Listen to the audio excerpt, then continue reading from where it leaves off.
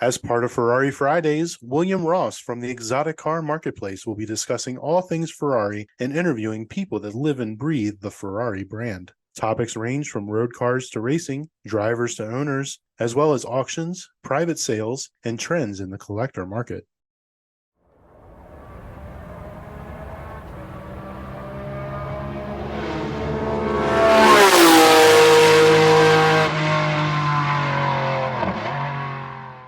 And welcome back, everybody, to the Ferrari Marketplace. This is William, and I am your host. It's been a little bit. I kind of lost track of time, so to speak, in regards to. I realized it's been basically a month since I did another podcast. Weeks were getting away from me there. I was busy doing a few other things, and I kept saying, "Oh, I got to do it tomorrow. I got to do my podcast tomorrow. I got to do my podcast tomorrow." And then before I know it, it's like all of a sudden it's the weekend. It's like, "Oh, I'll do it next week. Oh, what's one more week?" And all of a sudden I looked at the date, looking at my downloads and stuff on Buzzsprout, and I was like, whoa, it's been over a month.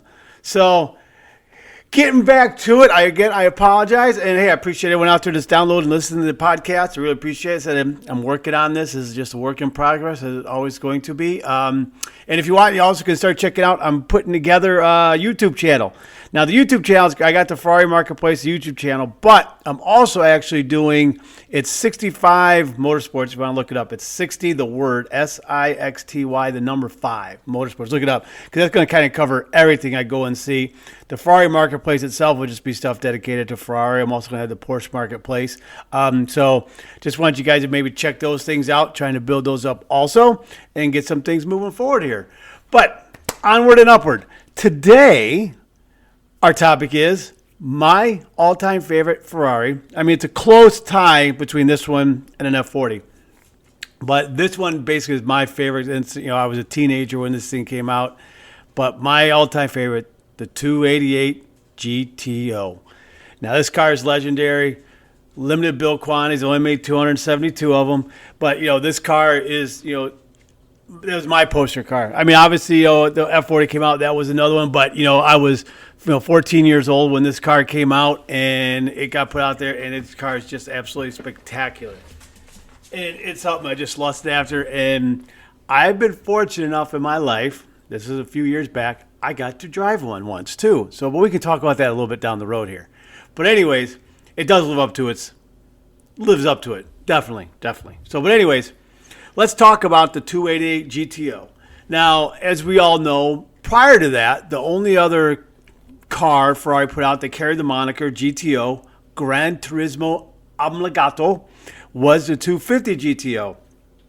Now, so that, obviously carried a lot of weight, be able to pull off that moniker, having that attached to your, designation, to your name of the car, because, they had the 250 GTO, that's legendary. I mean, that's beyond legendary. I mean, that's like the top of the food chain. Now, some other people might agree with some other ones, but to me, I think the 250 GO is the top of the food chain. But anyways, so it had been close to, almost 30 years since they had actually used that moniker on a car, so they brought it out. Now, some people actually go and say the argument is, or not say the argument, but the history is, they built a 288 to go Group B racing. Well, yes and no. They actually didn't build that car to specifically go Group B racing. They built the car because they were fiddling around, and I don't know how many of you are familiar with Italian tax laws and circumventing those laws. But in the late 70s, mid 70s, whatnot, Italy's way of taxing the car was on engine displacement. So Ferrari's kind of way around that was, i.e., let's turbocharge the cars. And so they had the 208 that was in Italy that came out with, and it was turbocharged. And that was just basically to circumvent kind of tax laws and whatnot because of engine displacement. So they were like, in discussions and whatnot. And so, getting up to a little bit, but, talking with his other people that are involved with their Ferraris, like, hey, we need to build, and the supercar term, hypercar, what the heck you want to call it, really what it was not back then was not, in play. It was not being utilized to describe any type of vehicle. But, Ferrari needed to be Ferrari. They needed to come out with something that was, legit. Hey, this is, the, top of the food chain. I'm going to use that, I guess, wording by me a little too much. But they needed to have something that had power. It could get out there and get up, go. And, in talking, using the car, I said, well, let's turbocharge. We got the 8-cylinder. Let's go turbocharge that. And they decided, hey, let's go that route. Now, a lot of people also say, and kind of technically the car was kind of derived from the 308, 208, but in actuality, it's a completely new, different car from that when they built it. The only thing that remains the same was basically the roof. Other than that, everything else, and I think possibly the hood just a little bit, but not completely. But other than that, it was all completely new. Chassis, the whole 9 yards. They didn't just stick it on something else. Because what they actually did was, this kind of is weird, is they lengthened the chassis, your wheels, they lengthened the chassis but shortened the car. So they lengthened, made it longer but made it shorter also, if you understand what I'm saying. And they also made it wider than the 308. Now, another thing is this was the first use of carbon fiber, well, it's Kevlar and fiberglass, kind of the precursor to utilizing carbon fiber. So they started to utilize that, but now it was only utilized on the hood and the roof. So now I say, well, I thought they used the roof for it. Well, they use the same shape and have the roof, but they really only use it on the roof and the hood. Everything else was aluminum, and they actually shaved close to, 500 kilograms off of this car, or 500 pounds roughly, off of the real 308. I mean, so that's a significant amount of weight on a car that's not very big. So I think it was just, in the 308 form was something that's just a little over, it's like 3,100, 3,300 pounds. And then they got it down to like a little over 2,500, 2,600 pounds when they utilized all the aluminum, everything on the car. So, I mean, that in itself played a major role in making this car perform. So getting to that, so they designed the body. They stretched out the wheelbase, shortened up the body itself, and they kicked out the tires. And obviously, one reason too is they had to be able to accommodate the wider tires they put on there, and obviously for grip, handling, what have you. So they had to accommodate all that space, so they had to make room for it. So they make everything wider. So what in turn that did, as we all know, gave that car that stance it has, which is just, I mean, you have to know your Ferraris to an extent. I mean, to the layman, they probably wouldn't understand what it is, but everyone knows that when they see it. Oh, that's a 280 GTO. I mean, it's subtle enough. It wasn't like super obnoxious and aggressive when they built those in regards to kind of beefing them up, making them a little more muscular. With the fender flares going on the front and the rear. They really did a perfect, not say perfect job, but they did a phenomenal job. Not making something that was completely obnoxious. Now, the one, I guess, thing against it, and this was the problem they run into a little bit, trying to sell these a little bit in the beginning, even though they had no problem, they ended up selling them all really quick. So, they had to build the 200 cars, because it's kind of go back again for the Group E, but anyways, we'll get back to that. But some people looked at it, then kicked themselves now for it too. It looks too much like a 308, so they wouldn't go for the car, and it was almost twice as much. So they wouldn't bother with it. But anyways,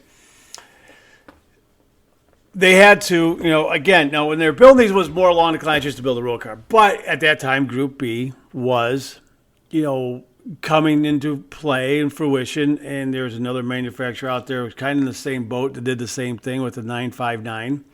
So the car they didn't go and say, okay, we're going to design this car because we want to go Group B racing. They wanted to build this car to build a collectible, low volume, very muscular, very fast car.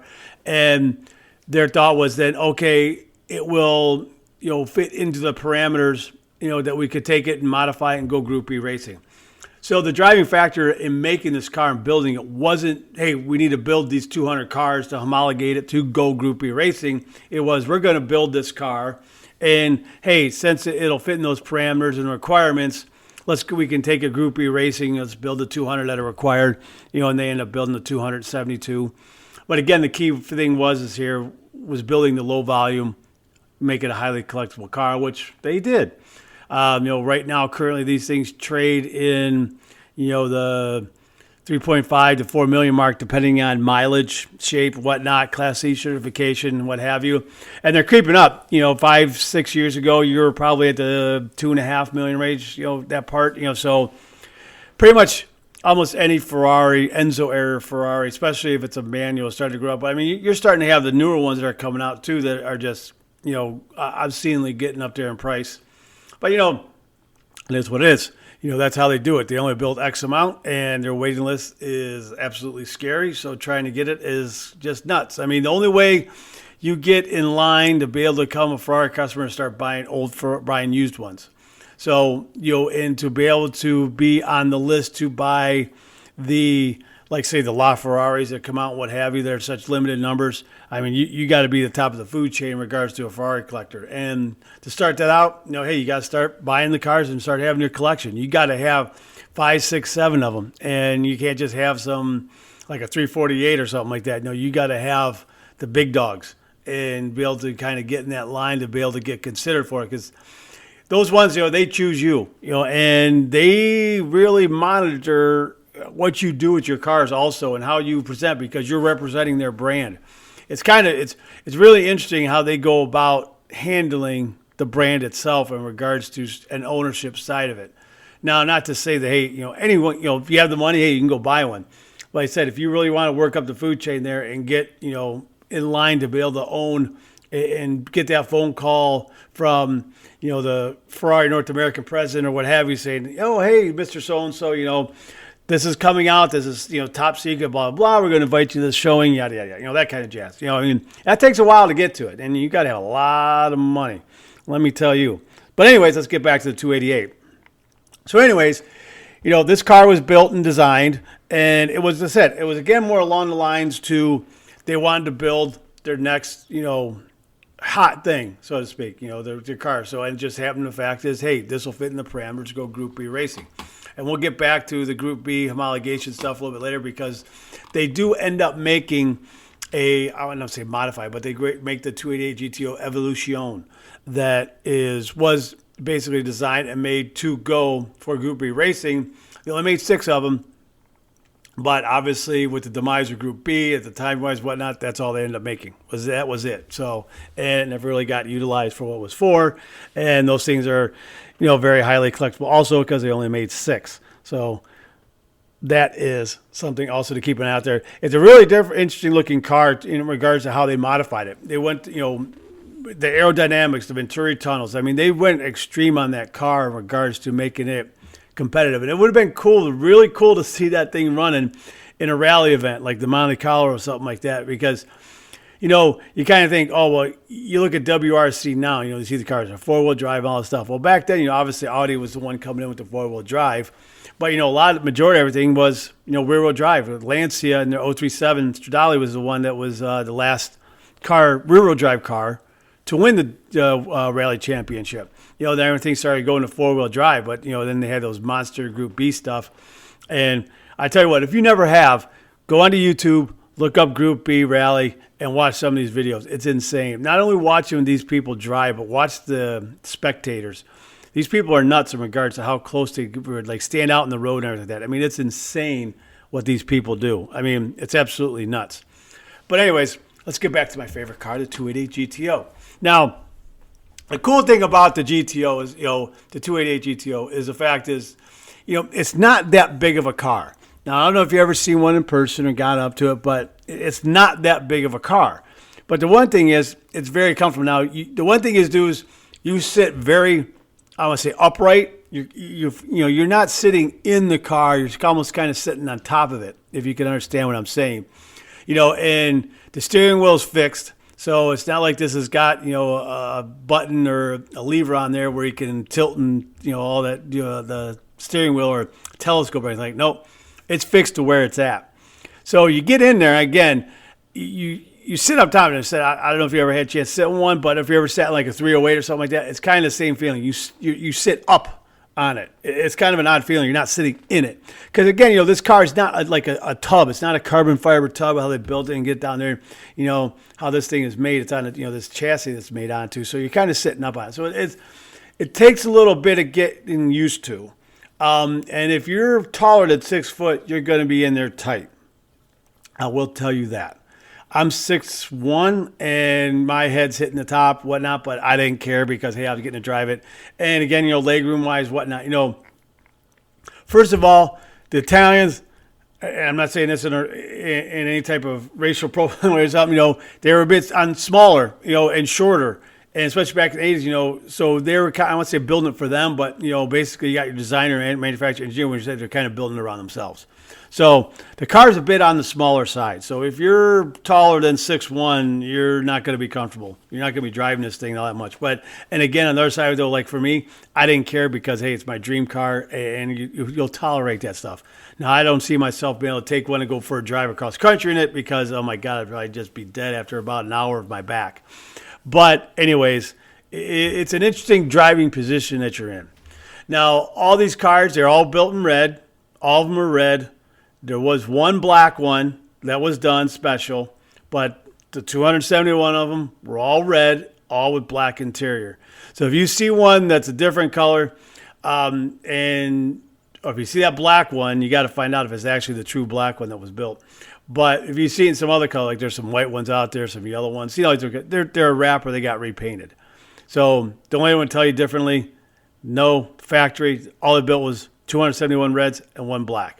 Now, I tried to dig into that to find out why or who was that one black one was for, and I really couldn't find much on it, which I was a little bit surprised because you would think that would be pretty easy to find because, out of that car and do it is do it. So now I know some people say that none were done in black, but I don't know, from what I could tell, they one was black.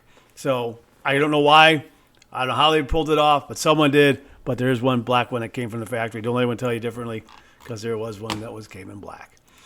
But anyway, so we got a V8 twin turbo, IHI turbochargers that put on there. Now, they were using on the other cars, like when they did that 208, it was the KKK stuff and that. But for, I guess, engineering purposes, I guess you could say, and just be able to fit in the car, and how they did the IHIs were a better fit because they needed to fit that vehicle. They needed to fit the motor in there. So, and the car, the engine itself, they fit that thing in there longitudinally, if I'm saying that correctly, and probably not. Sorry about my pronunciation, but, hey, it is what it is. But anyways, to fit that in there and how that engine was placed in there, the IHIs were just a better fit for them. And it got in there, so nice tight packaging and getting in there. And with that, you had about, the easy number is 400 horsepower. It's usually about 395 to 400. They say somewhere in that range. Basically, 400 horsepower and 369 foot-pounds of torque. So you got a nice power to it. Now, obviously, that thing not weighing much, whatnot. Now, you think, oh, that thing should be going 3 seconds. Well, it was a different time, whatnot. But back then, 0 to 60 in 5 seconds, that was fast. And that was really fast. And so, that car was quick for back in its day. Now, you had a lot of other cars that were kind of getting up there. I know now this day and age, you got Camrys that could go faster than that. But, you got to remember the time frame you look from. And again, it's about the experience because you're talking about a car, so analog, no power steering, no power brakes, no nothing. I mean, it's just you and the car, the steering wheel and the pedals, which I just love. To me, that's what it needs to be. So it is, that analog driving experience. And I don't know if you need anyone listening, get back out there and find something that's like that. I always tell people the story when me and my wife first got together and got married. But when we first dated and married, so the first 3 years we were together. Well, I think back probably the first 5 years together. She had a Saturn SL1, 5-speed, just bare bones.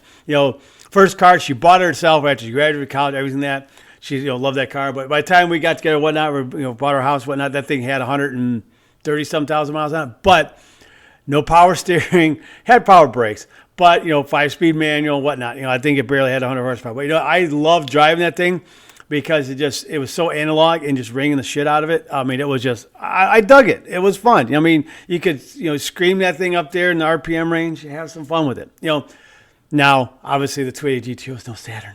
And shoot me now, I apologize for it. I'm not comparing it. Don't even go there. I'm not comparing it to that. Not even close. God knows, two opposite sides of the spectrum.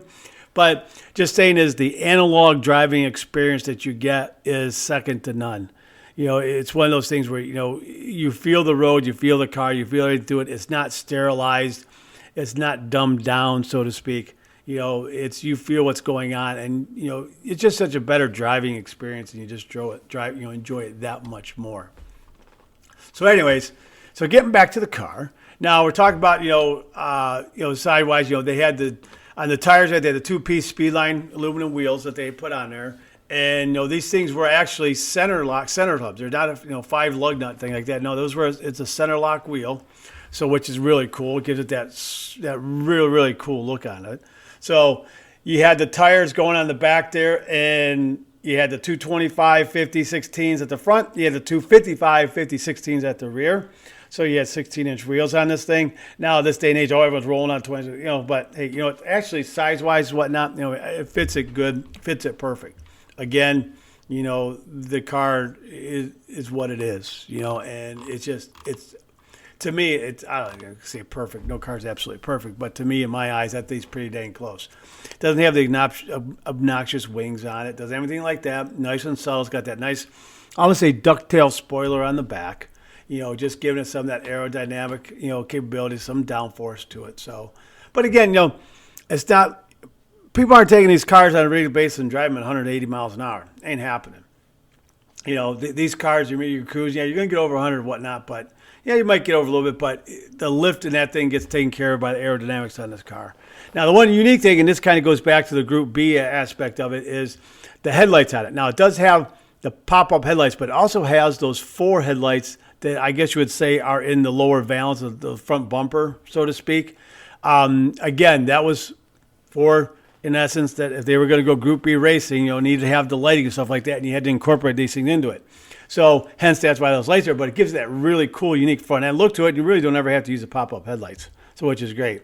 Now, the other cool thing is, if you look behind the rear wheels, you'll see the 3 slats in it. That's kind of a homage to the 250 GTO. And those are functional. That's for, letting the heat out, whatnot, for the rear engine that's back there. So keep that in mind. Kind of gives you a little idea of what it is. And, again, interior-wise, you got the legendary, gated box that, again, if you ever get the opportunity to drive a manual Ferrari, that click, click, click, click, click, going in and out is just, it's phenomenal. I mean, it's a really, really cool feeling, experience, and sound once you do it. I mean, it's a lot of fun. I highly recommend it. If you get the opportunity, definitely take it and do it. So, but anyways, that's kind of all I want to talk about that on the 288 GTO. I might ramble a little too much on it. I apologize, but, I just love that car. It's phenomenal. I definitely watch some videos of it. It's a interesting car to check out and listen to. And like I said, it's a very, very unique car. It's in that, I would say I don't want to say the trifecta, but the holy grail of Ferrari family, the 288 GTO, F40, F50, Enzo, LaFerrari. So, it's in that whole, little group there that, if you're a lucky enough person to own all those cars, you're doing quite well in your life. But anyways, I'm going to wrap it up with that. I'm going to go and watch, the second practice session for the Miami Grand Prix because that's what's going on this weekend. So, hey, I'm excited about that. It looks pretty cool. Watch the first practice session. But that's about all I have to say on that. And the next episode, we're going to talk about my second, I guess you would say, I don't want to say second favorite, but almost like, second, I got my tie there going on to 280. But 280 GTO is a little bit farther ahead, just a smidge. But anyways, it's the F40. Now, again, this is another one. I had to drive. I didn't get to drive it fast, but I got to drive around the parking lot real quick, and even that was enough. I couldn't believe it that I was having that opportunity. And yes, the person that I drove both those was the same person. They owned both those cars. There was one person, so they were kind enough to let me test them out. So anyways, that's what the next episode is about. We're going to talk about the F40. But anyways, that's wrapping up on the 288 GTO. I appreciate everybody listening. I really, really do. So, hey, and remember, spread the word, send it out there, tag, like, or whatever that is on, to let know when new episodes drop so you can listen to those. And if you want to check out the YouTube channel, got a bunch of videos up. Like I said, you can check out the Ferrari Marketplace, or you can check out 65 Motorsports and look at what's going on. I got some new stuff I just posted from the other weekend at a Cars and Coffee I attended. And I got IMSA coming up here in Mid-Ohio next weekend. I'm going to head down to and get some videos posted on that. But again, hey, I appreciate everybody listening. Take care. Peace.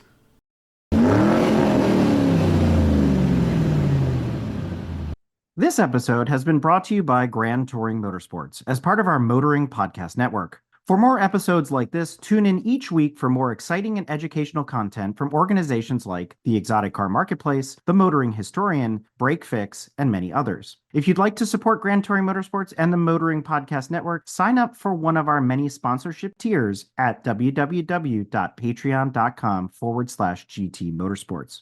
Please note that the content, opinions, and materials presented and expressed in this episode are those of its creator, and this episode has been published with their consent. If you have any inquiries about this program, please contact the creators of this episode via email or social media as mentioned in the episode.